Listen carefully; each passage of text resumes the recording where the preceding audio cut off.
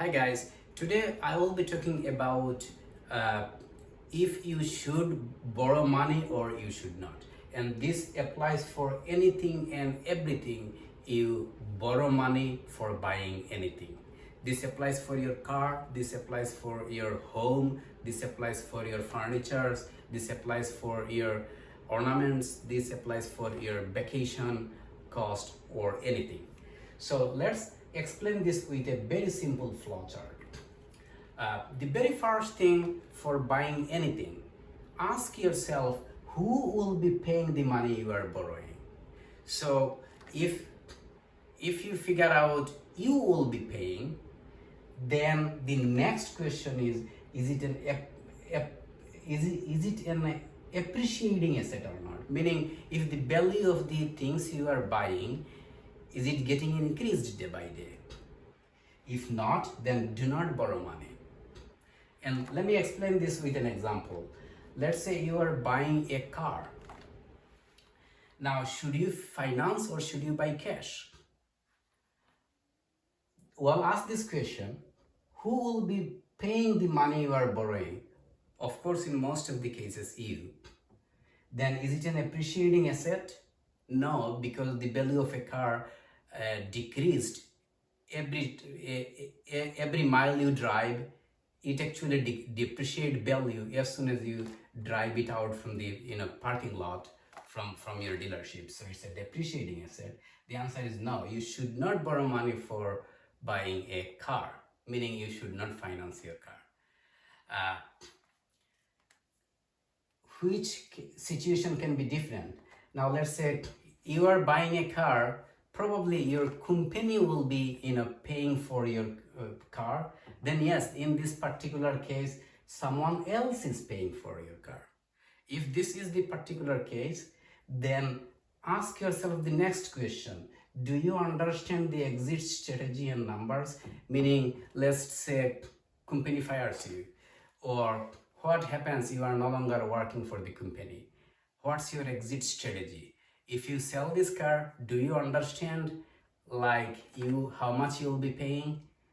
If all of the number work for you, then yes, you may borrow, meaning you can go ahead and buy borrowing or financing the car.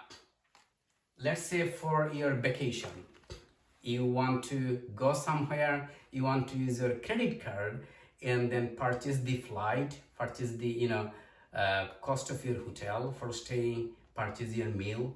Should you use your credit card?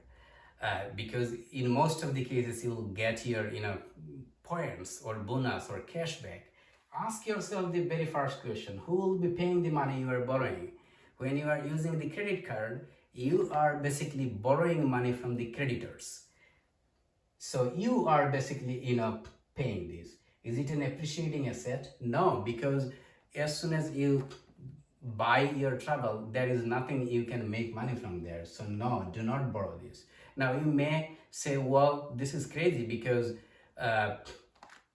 I can get a lot of points, and either way I will purchase this ticket, right? So why not I take borrowing money or use my credit card and take some advantage of the points? Think about different angles. The creditors are big companies. They are paying millions of dollars for their research, for their employees, for their business, and they are basically calculating all of the mindset people may have, and that's why they are lending the money so people can use their money and they can earn the business. In most of the times, if you pay even every month, or even if you pay down interest, then you still should not borrow money from your credit cards, because if you pay using your credit card, you will end up paying more. Now, if you may say, well, I am very confident with myself, I know what I'm spending. Well, it's still someone else's money, and you will not treat the money if this is money you own.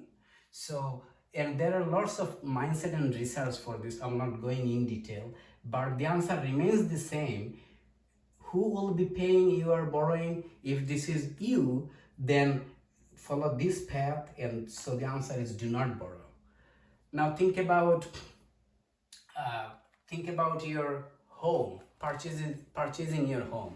In this particular case, who will be paying the money you are borrowing? If it's you, then is it an appreciating asset? In most of the cases, your home is an appreciating asset, meaning it increases its value as time goes.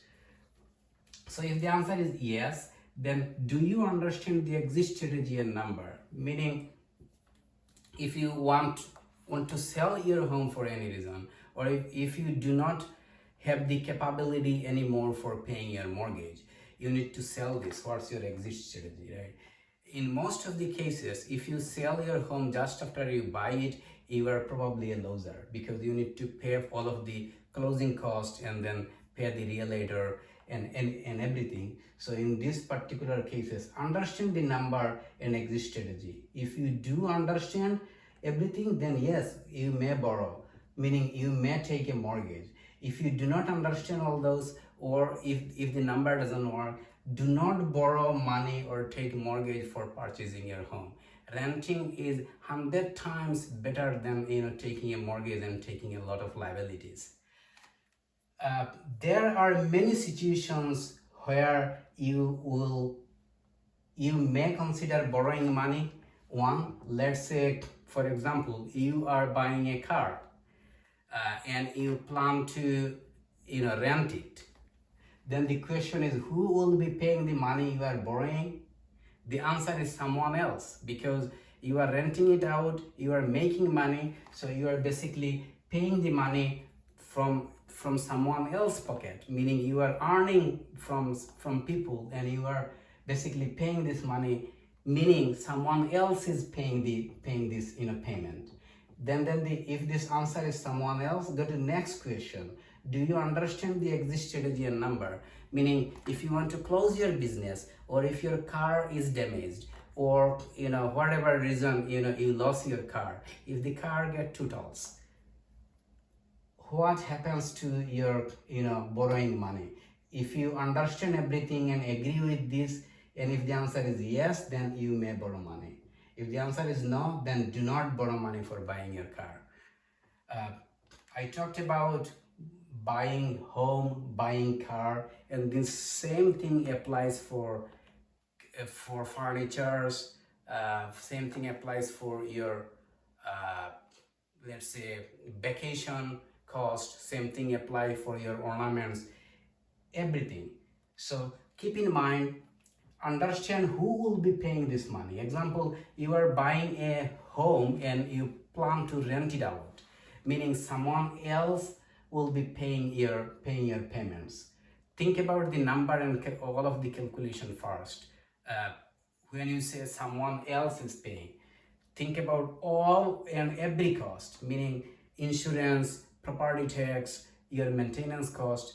If you are covered from the rent of each and every expenses, then ask the second question: do you understand the exit strategy and number? After renting 2 or 3 years, if you plan to sell it, try to understand how much you will be selling it. If you sell it, do you still need to pay money out of your pocket?